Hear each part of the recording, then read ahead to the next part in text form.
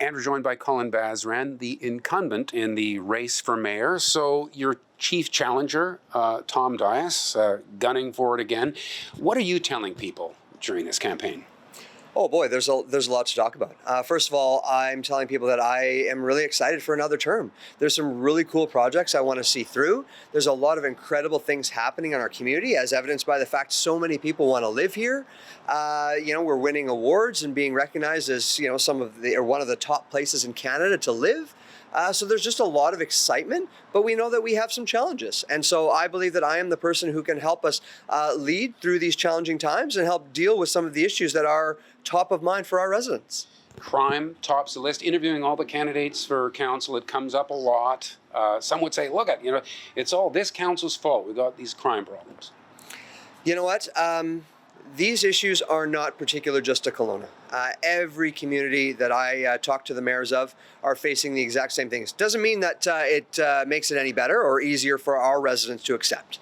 Our city has challenges. So I think a big way we need to deal with these challenges continues to be our partnerships with higher levels of government. And I think where I set myself apart from the other candidates is through my extensive leadership experience, but the great relationships I have with the provincial and federal governments that are going to help us deal with our crime issues and our social issues, as well as our housing and transit issues.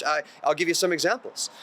We have recently been awarded complex care housing spaces for people on our streets who have the most complex mental health and addiction issues.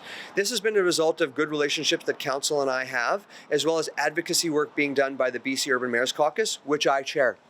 We had an announcement last week where the provincial government is prepared to make extensive changes to its justice system and the healthcare system so that repeat offenders who are breaking into businesses here, into people's homes, into people's vehicles, are going to get the consequences that they deserve for those actions, but they're also going to get the medical treatment that they need to deal with their underlying mental health and addiction issues, so that if they spend time in jail, they aren't just going to be released back onto the street and reoffend. This is a result of advocacy work that Council and I and the BC Urban Mayors Caucus has been doing.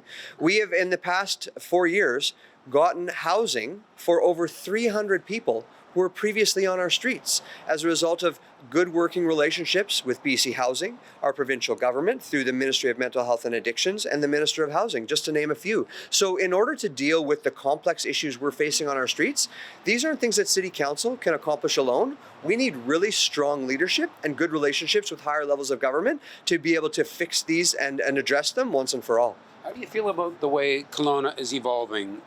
I know that these projects come one at a time, but when you look back at the way Kelowna is looking now with all of these high-rises and knowing that there's a bunch more coming, is that all good? Sure, high-rises get all the attention.